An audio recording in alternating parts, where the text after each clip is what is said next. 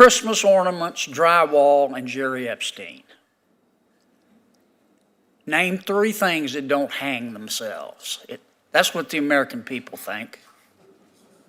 That's what the American people think. And they deserve some answers. And I know that you're not in charge of these investigations. Yes, sir. But you talk to the people who are. And I need you to take a very respectful message today. Tell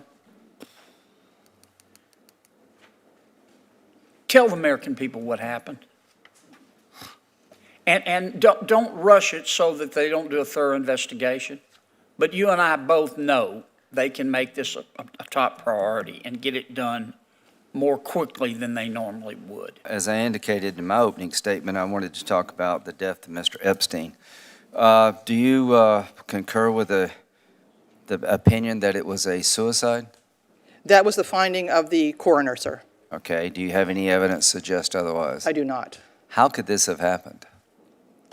Unfortunately, sir, the death and the whole situation is still under the investigation of the FBI and the Inspector General's office, and I'm really not at liberty to discuss specifics of this case. I can discuss issues around institutional operations, but I can't specifically talk about that particular issue.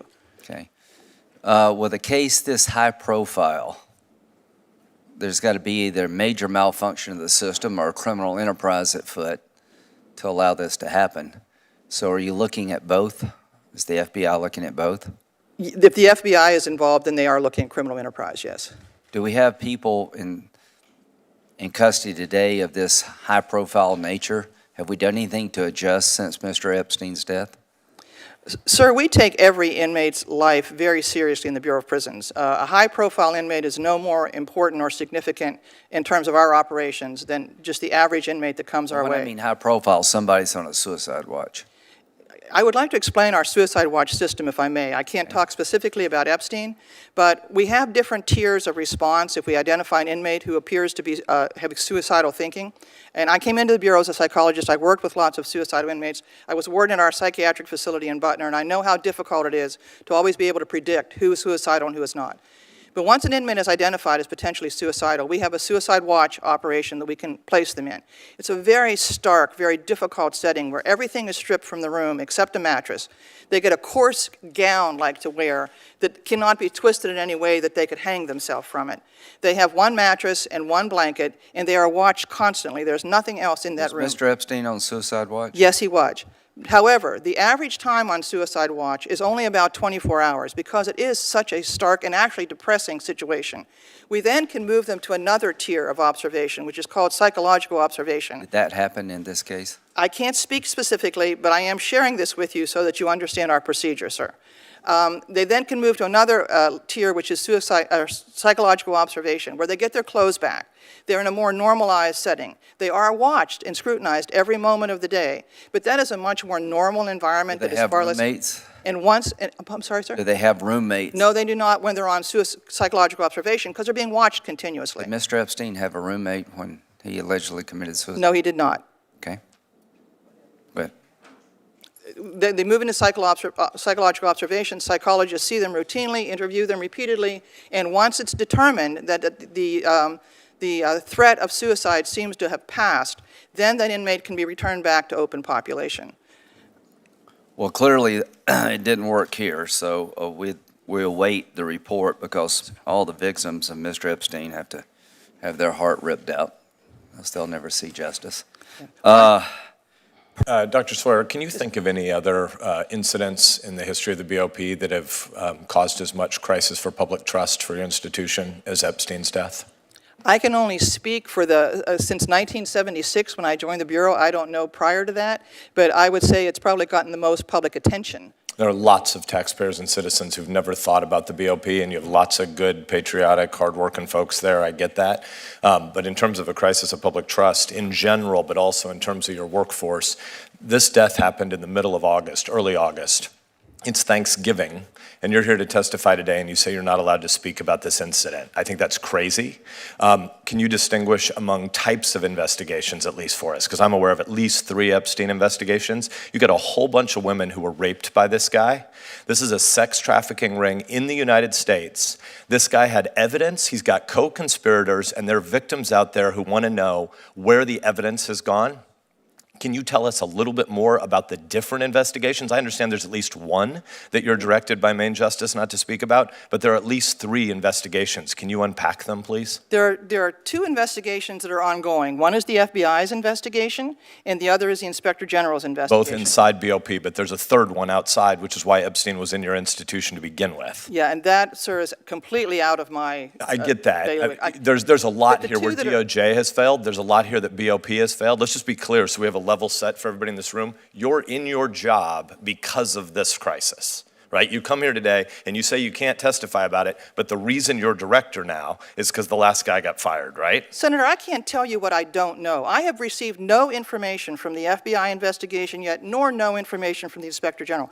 Once those entities go into one of our facilities, we are forbidden from talking to anybody in the institution. We can send in a team and look at wherever there might have been a security flaw or something, but we are not allowed to talk to anybody in our institutions about anything that happened over the Epstein. With all due respect, you still have an obligation to speak to the girls who were raped by this guy today. You may not have to speak about every particular of the guards that were arrested last night, but the fact that there is an ongoing attempt by the United States government to find out if there's still any evidence about the co-conspirators, you do have an obligation to speak to those girls who were raped today.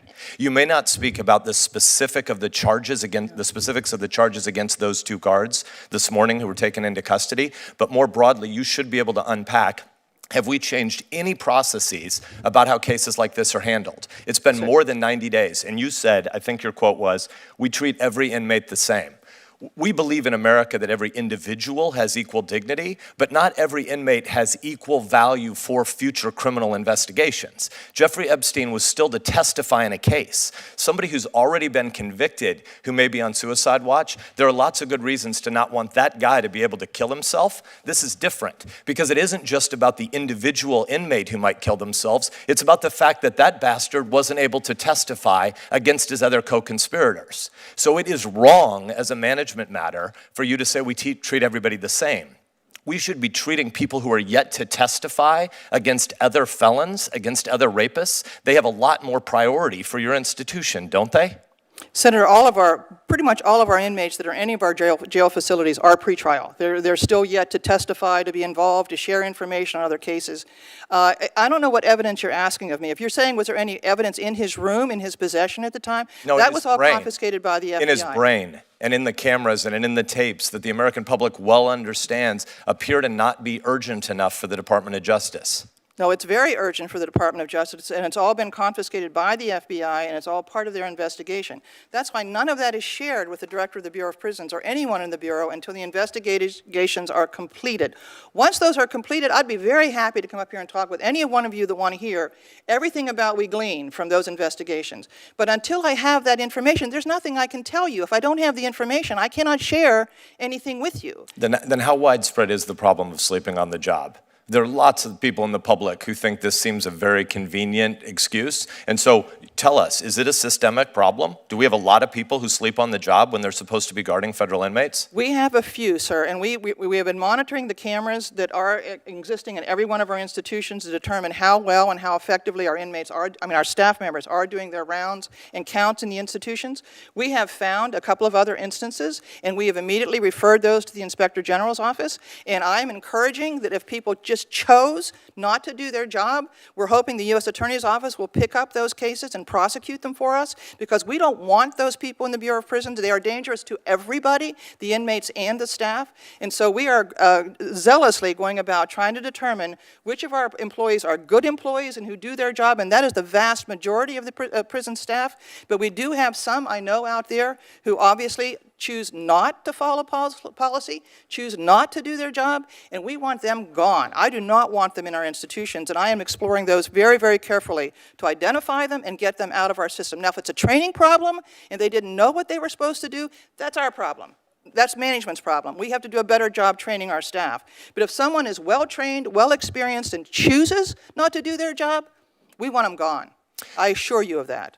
I'm at time, so I'll just give you a preview of something I'm going to ask you for the record after the event. You made a really important statement about drone drops of Yes, sir. different kinds of contraband into your institutions. That's obviously a new and hard problem. That's a problem against which we have to play defense, but there's also new opportunities for offense. And so what your long-term strategy is inside the institution about cameras is something that I think a lot of us would like to hear more, and I'll send you a letter with some Okay, very questions. good. Thank you. Because Epstein's hallway should have still been monitored by cameras, even if his guards were asleep. And we don't have information about whether or not there were adequate cameras there. And so I think a lot of us would like to understand where Absolutely. technology dollars are going. Absolutely. Thank you, Dr. Thank you, Sawyer. Senator. Senator Blumenthal's next, but just to follow up on this.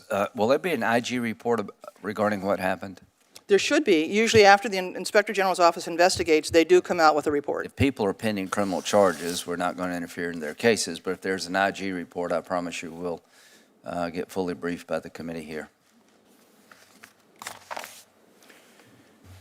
How can I put this? Christmas ornaments, drywall, and Jerry Epstein. Name three things that don't hang themselves. That's what the American people think. That's what the American people think. And they deserve some answers. And I know that you're not in charge of these investigations, Yes, sir. but you talk to the people who are. And I need you to take a very respectful message today. Tell the American people what happened. And don't rush it so that they don't do a thorough investigation. But you and I both know they can make this a top priority and get it done more quickly than they normally would. Subscribe to One India and never miss an update. Download the One India app now.